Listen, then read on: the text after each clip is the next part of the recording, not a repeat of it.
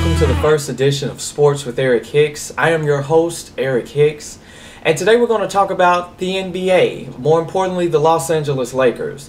Of course, last week you know that they had the tragedy where they lost Dr. Jerry Buss, and they, in their first game after losing Dr. Jerry Buss, they played the Boston Celtics. Now in that game, the Lakers actually showed a lot of chemistry. They played well together. Dwight Howard had 24 points and 11 boards. I thought that was really good for the Lakers. It showed the chemistry was together, and it showed that they could finally gel together as a cohesive unit. They actually went on to win additional 2 more games after that, bringing their win streak to 3.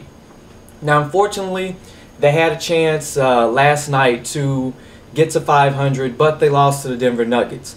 And if you were watching the highlights last night, Denver, they kind of ran through them a little bit. Fast break dunks, Iguodala, and everybody else on the Denver Nuggets team took it out on the Lakers.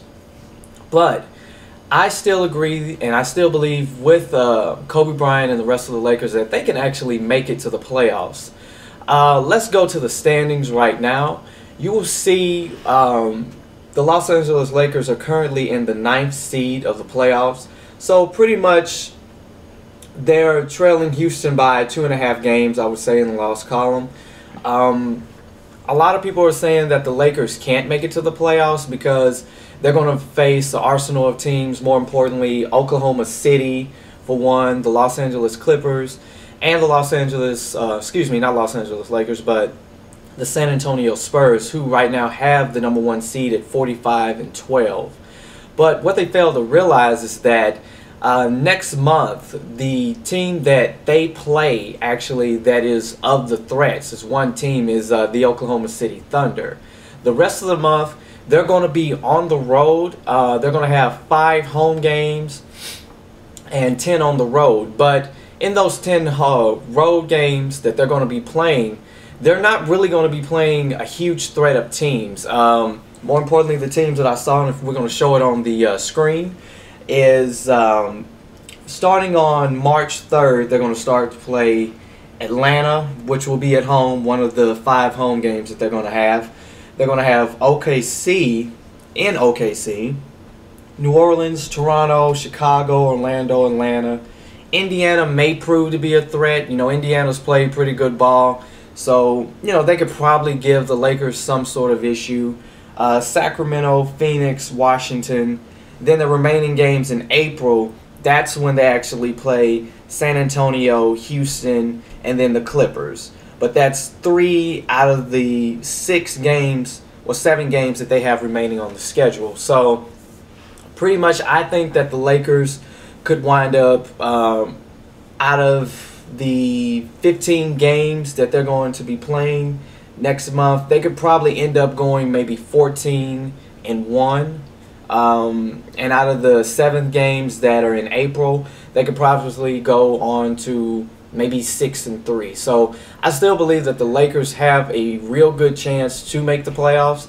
And if they do get in, I think that they're going to be hell for teams to face. You know, you look at what San Antonio did for the last 2 seasons. They've done well in the regular season, getting to the #1 seed, #2 seed, what have you.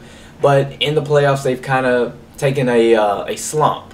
So if the Lakers do wind up getting that final 8th seed and they do play San Antonio, I really think that Kobe Bryant and the Lakers are just, once they get in, they're going to dominate. And they're really going to dominate. So I would be surprised to see, you know, San Antonio kind of hold in there, since for the last 2 seasons they've taken a slump. But I don't know. We'll just have to wait and see on that. But the next thing I want to talk about is the NFL. And, of course, you know there's a lot of things going on right now in the NFL.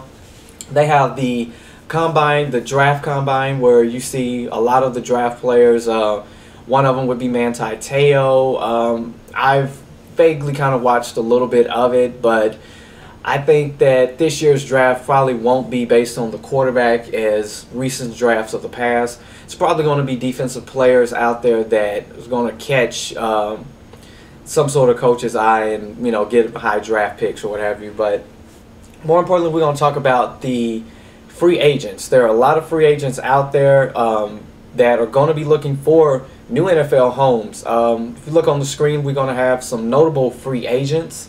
Cliff Averill, he is the defensive end that played for the Detroit Lions. He's going to be on there unless somehow, some way they can actually get him re-signed with the Lions. I think they probably will, so look for him not to be on there. Reggie Bush is another one. I heard through sources through ESPN, I looked today, that the Dolphins were not really going to look to sign Reggie Bush. Chris Canty from the Giants, defensive tackle. Dwight Freeney is another one, and the Colts are not going to re-sign him. So whoever gets Dwight Freeney, they're going to have a good defensive pass rush. Bryant McKinney, Paul Kruger, these are two players that actually came from the Baltimore Ravens, the winning Super Bowl team. I look for Baltimore to actually re-sign Paul Kruger and Bryant McKinney. Maybe things are going pretty slowly with the contract negotiation with Joe Flacco. Maybe they're trying to work out some way where they can sign Flacco and obviously keep some of their offensive linemen starters and defensive linemen starters. Wes Welker's another one. Brady signed a 3-year, $27 million extension. That relieves $15 million of cap space for the New England Patriots. So hopefully they can work some sort of deal out to re-sign Welker. I think he's been franchise tagged the last 2 straight years. So hopefully they can work something out there because he is a huge offensive threat with Tom Brady there. Bart Scott, inside linebacker for the New York Jets. The New York Jets have released a lot of people. He's one guy for a free agent that I have my eye on, so he's a pretty good linebacker. So whatever NFL team that gets him, they're going to have a pretty good linebacker. Brian Urlacher is another one, veteran linebacker. Of course, you know, he was injured during the season. He came back, he played okay, but Brian's getting up there in age, so I don't know if the Bears are actually going to re-sign him. They may, but you know, he's still a free agent out there that if they don't, once he goes into free agency, you know, you can look for that to happen as well. But I think my top free agent that's out there is Charles Woodson, safety for the Green Bay Packers. They, in fact, did release him. And in the 6 years that he's been with the Packers, he's had 38 interceptions. So whoever gets Charles Woodson, they're going to have a pretty good defensive player. This is his 15th season, but Woodson has pretty much been a great defender and healthy guy out there on the field. Of course, last season he was injured, but he did come back and he played pretty well for the Packers, I thought. So that's one of the free agents out there that I think is going to be really good. Free agency is going to be starting March 12th, so definitely look out for a lot of teams to be moving players, signing players. And speaking of moving players, we're going to have, there's been word out that the San Francisco 49ers are interested in trading Alex Smith, probably to the Arizona Cardinals. I've heard some sources say Arizona and Kansas City, but I think they're more so leading to the Cardinals. I haven't heard anything as far as what the Niners are going to get in return for sending Alex Smith out there.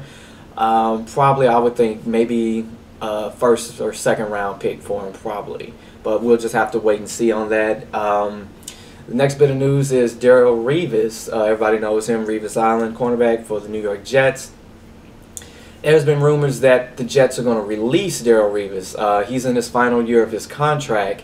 I heard on NFL.com that, and ESPN as well, that the Jets met with other free agents, excluding Darrelle Revis. So look for him to try to, maybe they're going to move him. If they do, you know, look for other teams to actually go out and get him.